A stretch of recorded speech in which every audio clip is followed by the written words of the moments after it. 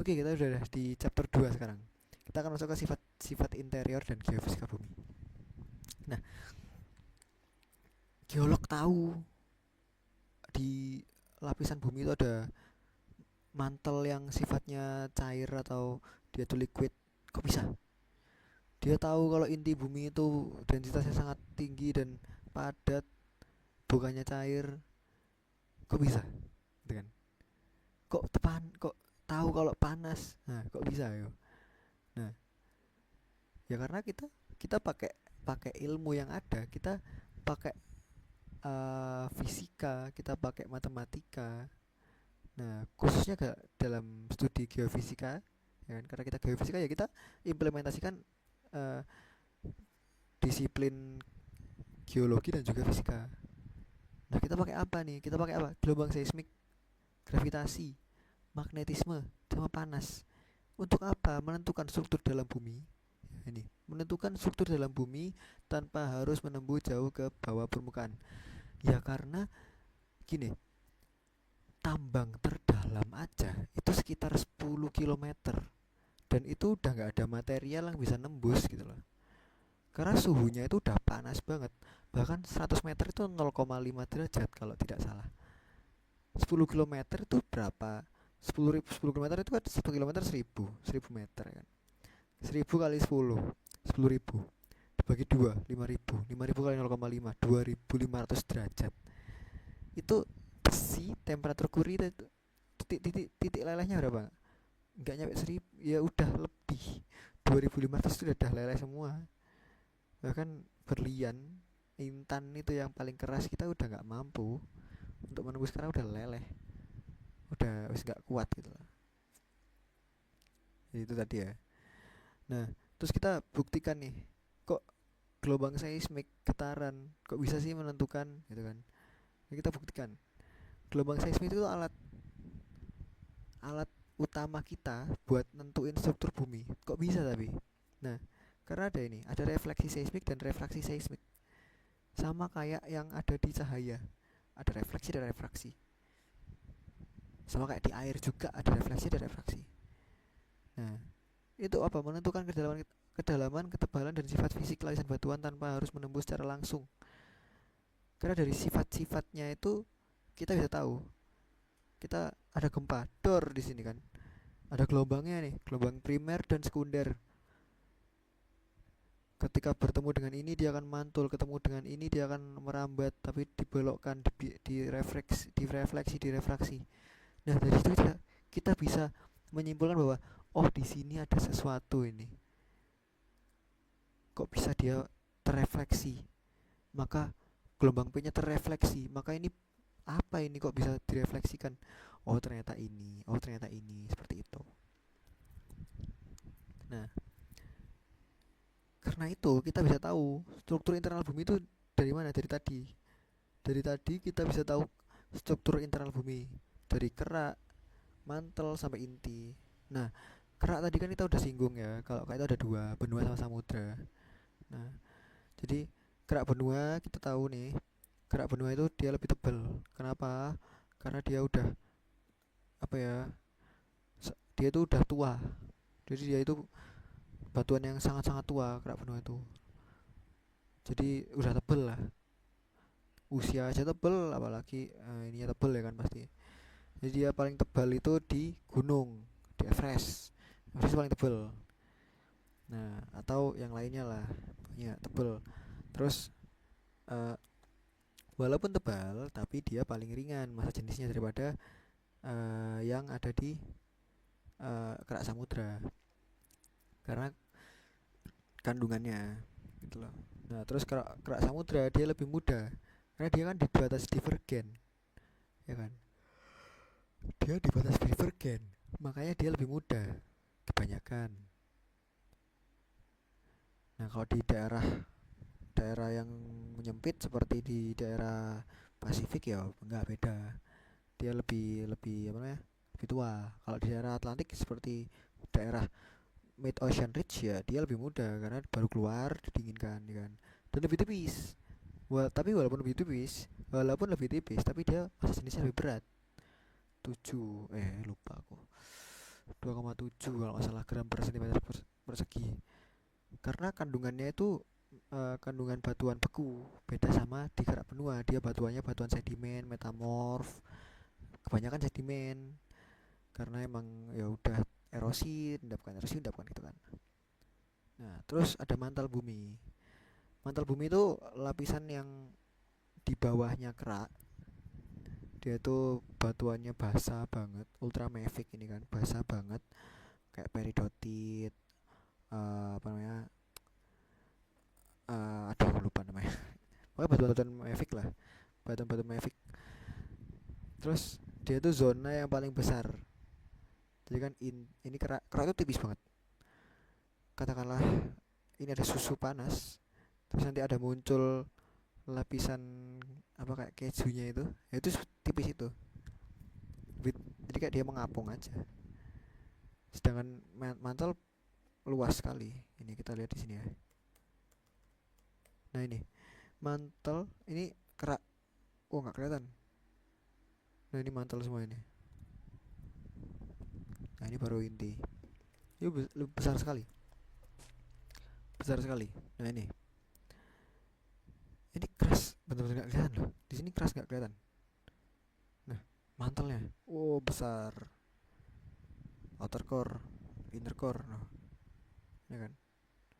Jadi dia paling besar. Lanjut, inti ya. Aduh intinya nggak ada ya. Jadi inti itu yang paling solid, yang paling densitasnya paling berat. Bentar. Aduh gatel. Jadi inti itu paling solid, paling nggak solid semua ya. Inner core-nya solid, outer core-nya dia liquid, tapi densitasnya paling besar. Inner core-nya itu 11 gram atau 17 gram ya. Pokoknya belasan gram per sentimeter persegi. Atau senti ini 11 gram. Nah, bayangin kalau misalnya satu kamar saya ini udah ambruk ini punya gravitanya sendiri ya. Nah, inti itu dia paling panas. Jadi panas itu dari inti karena di sini adalah proses fisi dan fusi. Dan sisa pembentukan bumi itu paling panas ya di sini, masih nyisa di sini karena terperangkap panasnya kan. Ini yang memanaskan mantel sehingga adanya konveksi dan di sini yang manasin. Oke. Nah, ini lapisan mantel berdasarkan kedalaman. Nah, tadi kan kita udah belajar ya lapisan-lapisannya ada apa aja. Ada litosfer, astenosfer, mesosfer sama inti. Litosfer, dia itu gabungan kerak dan bagian atas mantel. Karena dia litos, batu, jadi keras. Dia sifatnya keras, kaku, tapi rapuh gitu loh. Ya ini yang membentuk lempeng tektonik. Nah, di bawah litos ada astenosfer. Nah, astenosfer dia yang lebih plastis. Jadi dia bukan liquid tapi viskositasnya tinggi banget. Jadi kayak dia itu cair tapi ya nggak cair, padat tapi ya nggak padat di antaranya. Nah di sini, nah di antara litosfer dengan astenosfer itu ada suatu batas, batas yang apa ya, memisahkan antara keduanya, yaitu adanya namanya discontinue mohorofisik. Jadi yang menemukan itu Pak Moho. Nah ini ada keterangannya, ketebalannya plus minus 100% di kilometer bawah samudra, 125-250 di bawah benua. Terus yang ini ada di bawah litosfer, kedalamannya 70-200 km. Oke. Nah ini dia. Jadi kan aku udah bilang mohorofisik discontinuity. Nah ini astenos. Nah ini litosfer.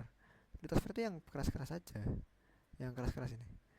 Nah ini ada mohorofisik discontinuity yang memisahkan antara upper mantle yang dia sifatnya low velocity zone atau yang sifatnya dia adalah uh, plastis ya tadi, dengan sifatnya yang keras, keras, keras, keras sama keras gitu kan.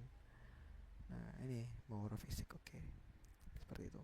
Nah maksudnya inti bumi, oh ini inti bumi ternyata. Jadi maaf tadi kirain nggak ada inti buminya. Ini inti bumi. Inti bumi itu yang paling inti ya, paling pusat.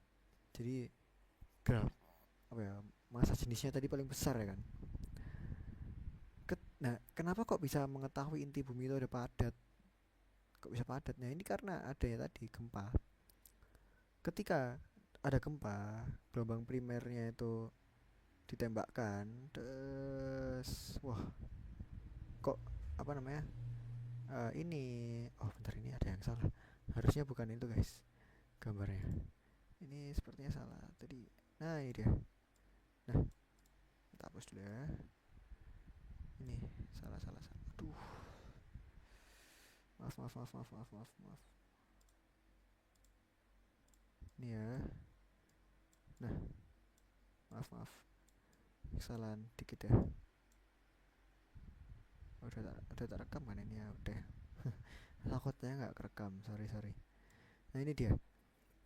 Ini gelombang primer. Aduh, pelan. Nah, ini gelombang primer. Gelombang primer dor.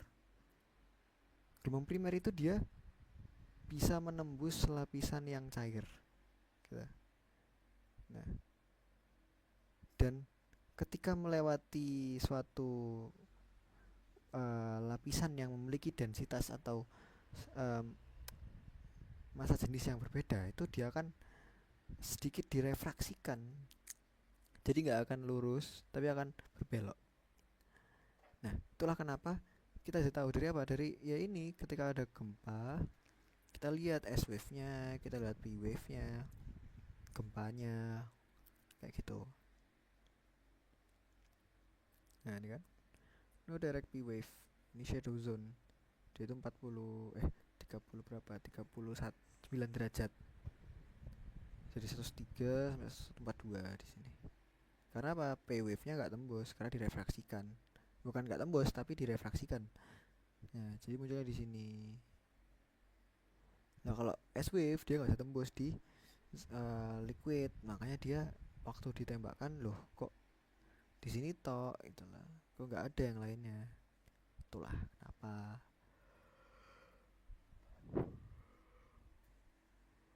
Komposisinya tadi ya, Fe sama nikel. Ada yang lain ya, sulfur, silikon, oksigen. Nah, cuman yang paling besar ya besi.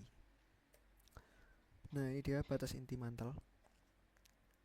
Batas inti mantel itu perubahan besar pada kegiatan gelombang seismik, densitas dan suhu. Jadi kan suhunya beda, densitasnya beda, suhunya juga beda. Jadi ada perubahan besar dalam kecepatan gelombang seismiknya gitu. Ada lapisan D. Lapisan D itu di sini harusnya. Di sini ya. Dan ULZV, ultra low velocity zone. Kemudian ada terjadi interaksi kimia dan konveksi antara inti dan mantel yang mengaruhi perpindahan panas serta medan magnet bumi. Nah, ini konveksi antara inti dan mantel. Ini akan dijelaskan setelah ini. Nah, ini ya kan tadi D di sini, ULZV, ultra low velocity zone. Lapisan D dibaca di double prime, adalah zona transisi di bagian paling bawah mantel bumi tepat di atas inti luar. Nah, ini zona di mana adanya pergerakan mau konveksi. Nah, ultra low velocity zone itu apa?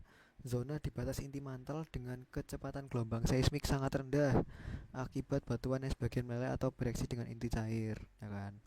Nah, jadi ketika ini turun kan, di sini turun suhunya, tekanan tinggi turun ke tekanan rendah turun, tekanan tinggi. Sorry. Tekanan tinggi turun, tekanan rendah di sini kan, terus dinaikkan lagi karena panas konveksi. Nah, ini kan panas. Nah, di sini muncul di titik panas naiknya ini muncul ultra low velocity zone. Batas inti mantel dengan kecepatan gelombang seismik sangat rendah. Nah, di sini munculnya. Oke. Lanjut. Nah, terus kita akan belajar isotasi. Nah, isotasi itu apa? Keseimbangan vertikal di mana litosfer yang ringan mengapung di atas astenosfer. Nah, kalau ini perumpamannya gini, ini kan ada kayu, ya kan? Kayu itu kita lempar ke danau, ke air, kan nggak tenggelam, tapi mengapung kan. Nah, dalam proses ketika dia mulai tercebur ke dalam air, kemudian dia akan naik turun kan, naik turun sampai dia akan stabil. Nah, itu proses isotasi itu berlaku juga di bumi gitu loh. mantel astenosfer itu dia plastis, sifatnya kayak air, hampir kayak, ya nggak kayak air juga, tapi dia lebih cair, liquid. Sedangkan litosfer dia padat, ya kan. Nah, ini kan sama aja kayak kayu yang dihasilkan ke air gitu loh.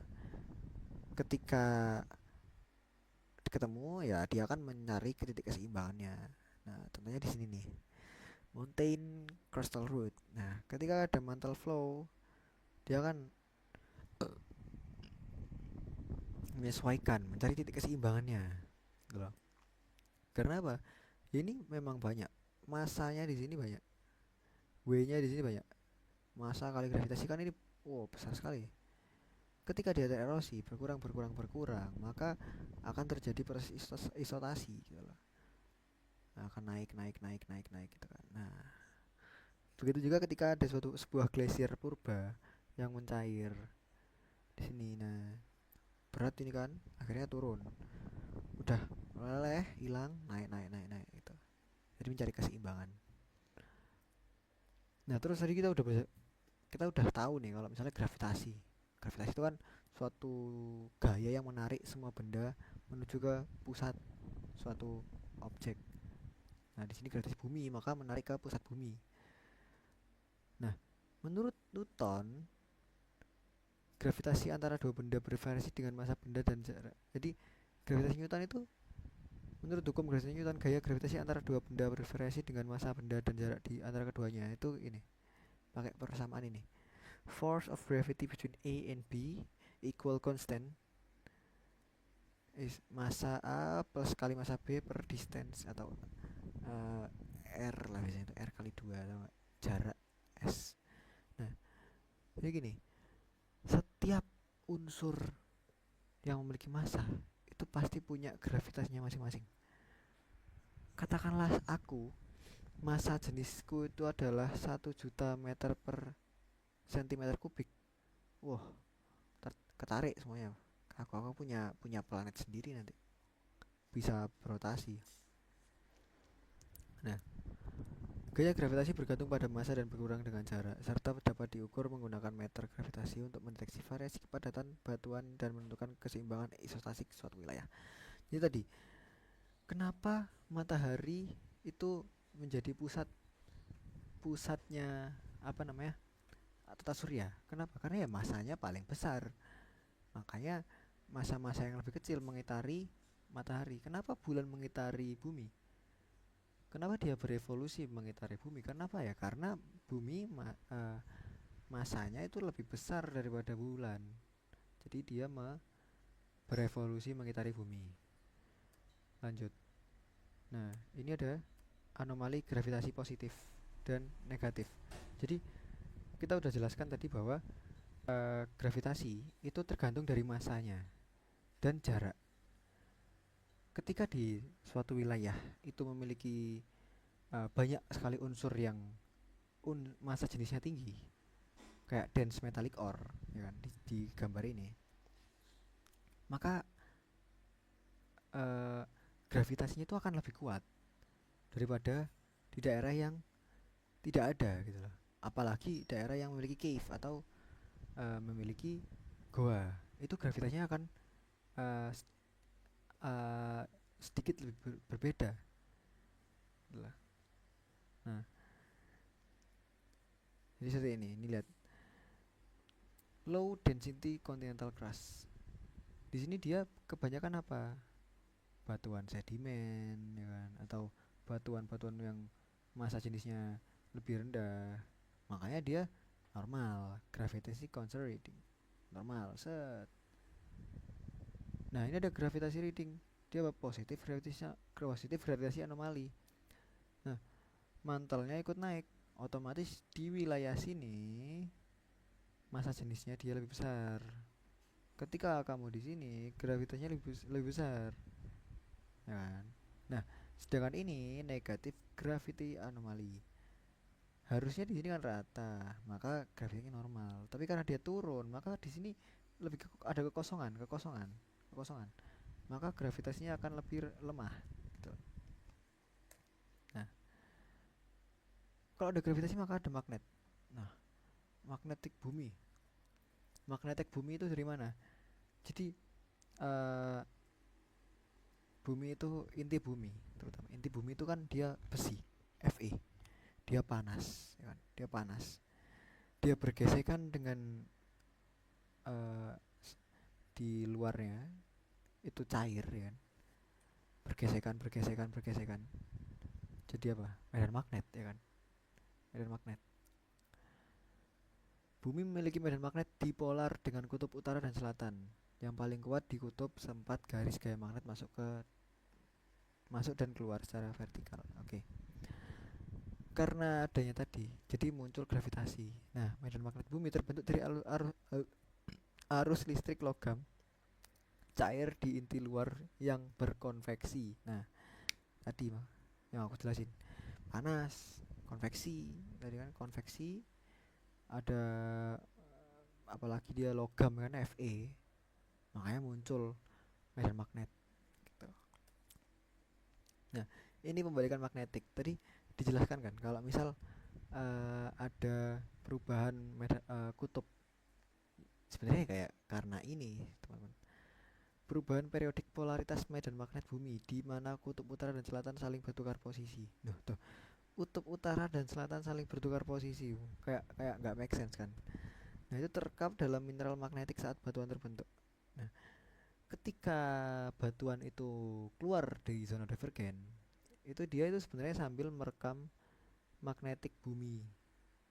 Ketika dia membeku, itu akan kayak di save gitu loh, di save dalam sebuah hard disk yang sangat-sangat bertahan lama.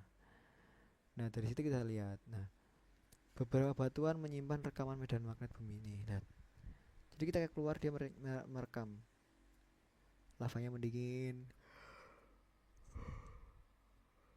diawetkan, ya kan.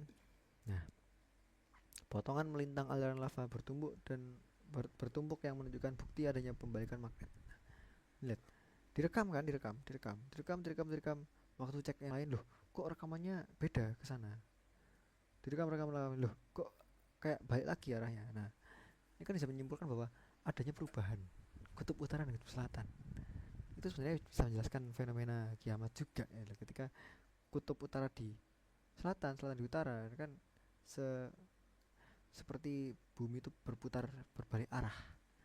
Jadi kayak matahari terbit dari barat gitu kan. Nah, itu kayak kiamat.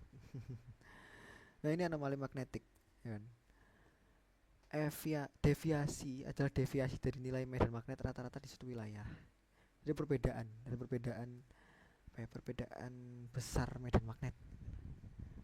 Nah, ketika anomalinya besar, sirkulasi inti luar atau proses di dalam, jadi sirkulasi inti luar atau proses di dalam, mana ya? Anomali besar, anomali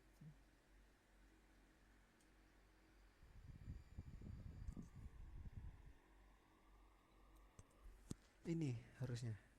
Bentar. Ini anomalinya besar. Kenapa? Karena ini gabro dike. Gabro kan. Dewetan beku. Sama, karena juga dewetan beku, tapi gabro dia lebih banyak kandungan logamnya. Anomalnya kecil. Ini ada intrusi, dia intrusi dapur magma, granit. Ada anomali tapi sedikit, kecil, ya kan. Variasi jenis batuan terutama kandungan mineral besi seperti magnetik. Nih. Nah, terus ada anomali magnetik positif. Ini. Medan magnet lebih kuat dari rata-rata, misalnya akibat biji magnetik intrusi gabro dan granit dangkal yang kaya besi. Ini lihat. Ini ada magnetic iron ore. Entah gimana kok bisa di situ, tapi dia di situ. Batuan yang kaya akan magnetic ore. Nah, ini besi. Terus apa ya? Gabro, ya kan. Nah, ini makanya besar nih. Loh. Sedangkan ada yang kecil. Kenapa? Karena ada sebuah proses terjadi sebelumnya membuat medan magnetnya lebih lemah dari normal karena sedimen tebal yang kurang magnetik menutup batuan magnetik di bawahnya. Nah ini kalau kalian lihat ya, nih, sedimen. Nah ini batuan bekunya, otomatis apa, turun. Nah ini negatif magnetic anomali. Lanjut, geothermal gradient. Nah, geothermal itu kan tadi aku udah bahas beberapa ya. Untuk setiap 100 meter itu dia akan turun 0,5 derajat sekian sekian lah. Ya memang kurang benar sebenarnya penjelasannya, cuman kurang lebih seperti itu. Nah, suhunya itu akan meningkat seiring bertambahnya kedalaman bumi. Sama kayak di meteorologi. Kalau di meteorologi di apa, lapisan atmosfer itu ada kan penurunan suhu setiap 100 meter ya kan. Nah, kalau ini penambahan suhu setiap 100 meter atau setiap kilometer dan lain-lain. Nah, sini. Nah, itu makanya setiap turun ini turun anjlok suhunya. Nah, ini suhunya tetap nih, tetap. Oh, kok bisa padahal kedalamannya sama. Terus tuh naik lagi suhunya, suhunya lagi. Nah, dari sini mulai nih. Dia naik tapi secara eksponensial dia tetap sama tapi tetap suhunya seperti ini. Nah, terus aliran panas. Tadi kan kita udah lihat ya. Aliran panas bumi yang membuat adanya konveksi itu dari mana? Dari dua kan? Panas. Ya. Dari satu tadi kan kita tahunya satu, dari panas bumi. Dari mantel luar yang panas membuat apa ya? Heat flow konveksi. Nah, sebenarnya ada lagi yaitu batuan yang kayak uranium. Kenapa ya? Karena ini tadi fisi dan fusi ya kan. Kalau uranium kan dia radioaktif, jadi panas. Secara alami emang batunya panas. Nah, itulah yang membuat adanya aliran panas. Nah, semakin dia itu dekat dengan sumber panasnya, maka semakin apa ya, tinggi apa ya, kekuatannya, aliran panas tinggi gitu. Nah, kita udah mencapai inti ya. Jadi itu chapter 1 chapter 2. Intinya gini. Geologi itu kan mempelajari bumi secara dari dinamikanya, strukturnya, unsur-unsurnya dan lain-lainnya.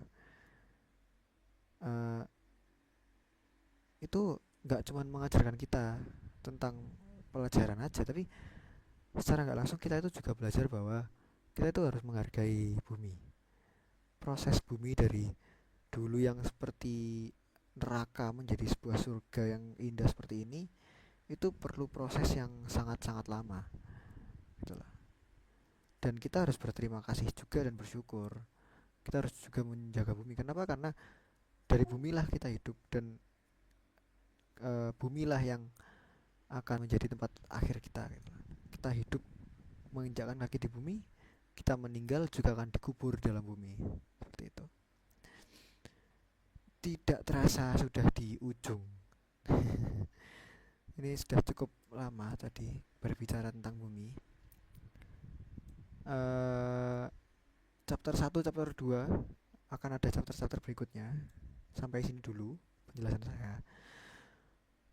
Masukan dan saran akan sangat bermanfaat bagi saya karena saya juga mahasiswa yang sedang belajar. Banyak sekali salah, akan banyak sekali salah dan kekurangan, dan saya akan berterima kasih untuk saran. Sangat-sangat berterima kasih ya. Dan saya mohon maaf bila ada salah kata, salah informasi ya. Kalau bahasa gaulnya itu CMIIW, cemiu. Correct me if I wrong. Tolong koreksi saya jika saya salah. Mungkin sekian dari saya. Terima kasih atas atensinya. Wabillahi taufik wal hidayah. Wassalamualaikum warahmatullahi wabarakatuh. Mohon maaf tadi ada sedikit cut ya. Ada cutnya sedikit. Tadi ada kesalahan. Terima kasih. Bye bye.